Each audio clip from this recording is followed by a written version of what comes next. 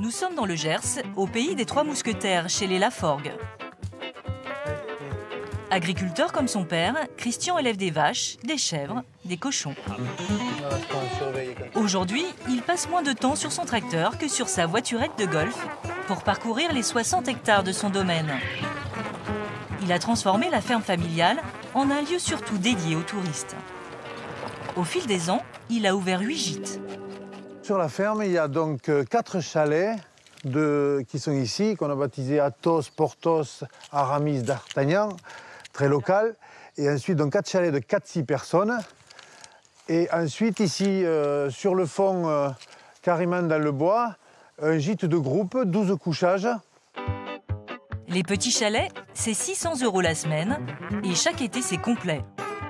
Pour attirer les vacanciers, il n'a pas hésité à innover avec cette roulotte ou cette cabane perchée dans les arbres.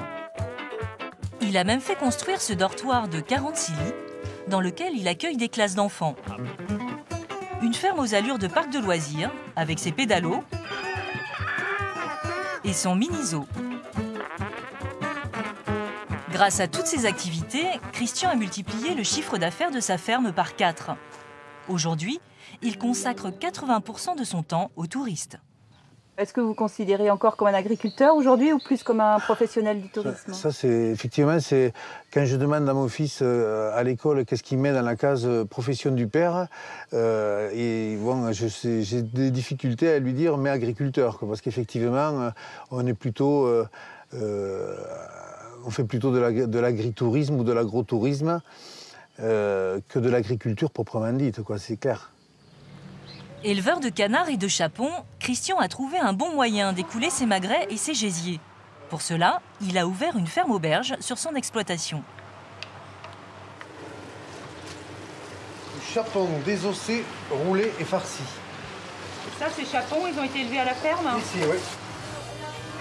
Le problème, quand on est perdu au milieu de la campagne comme Christian, c'est de se faire connaître. Alors, il a cherché un label pour attirer les clients et il a choisi le plus connu. Quand vous tapez « Tourisme à la ferme » sur un moteur de recherche, le premier label qui apparaît, c'est « Bienvenue à la ferme ». Vous avez déjà certainement croisé au bord d'une route leur logo.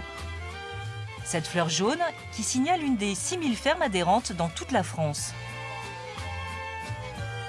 Christian verse 260 € par an à Bienvenue à la ferme.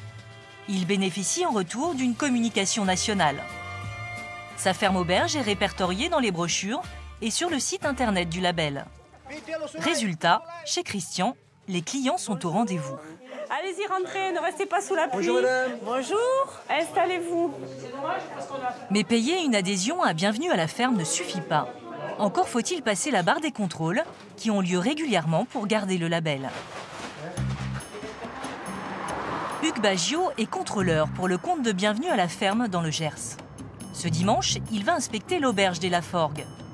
S'il constate que les critères ne sont pas respectés, il peut faire retirer le précieux label. Ça va, Christian? Oui, très bien, ça va, entre. Merci. La première chose que le contrôleur veut vérifier, c'est le menu. La règle, c'est qu'au minimum 51% des aliments proviennent de la ferme.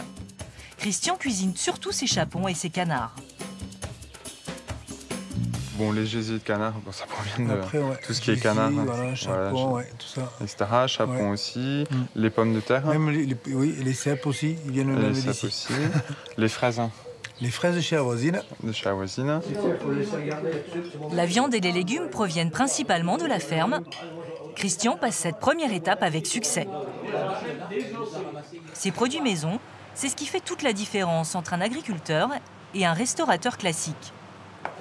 Fermier aubergiste, c'est pas un restaurateur, quoi. C'est un fermier aubergiste. Il véhicule tout le terroir, tous ses produits, tout son élevage, tout son savoir-faire. Les gens, ils viennent chercher ces produits, mais ils viennent chercher aussi un coin de campagne, ils viennent chercher un accent, ils viennent chercher des gens du coin qui sont nés là. Voilà, un échange qu'ils n'ont pas sûrement ailleurs. Pendant 3 heures, le contrôleur va passer en revue plus de 200 critères. Il va jusqu'à vérifier la qualité de l'accueil. Il veut s'assurer que France, la femme de Christian, met bien en valeur le côté terroir des plats quand elle les présente aux clients. Donc vous avez des gésiers de canard, des émincés de magret séchés et des fritons de canard. Voilà, le reste donc les crudités qui viennent du jardin. Voilà. Bon appétit, messieurs, dames. Merci. Merci. On peut démarrer alors. On va démarrer. Bon appétit. Et alors, elles sont des sorties comment en France? Bien, bien. Oui, non, bien. Non, mais dites, c'est quoi le bémol? Bien, mais il manque peut-être une mise en valeur des produits en disant que le magret, les canards venaient de l'élevage, que les fruits et légumes venaient du potager, et la distinction, s'il y avait que des produits de l'exploitation ou s'il y avait également des produits d'autres producteurs. Alors, vous allez lui mettre quelle note là? Là, je vais lui mettre la note de 2, ce qui correspond à un moyen. Malgré ce petit bémol, France et Christian conservent leur label sans problème.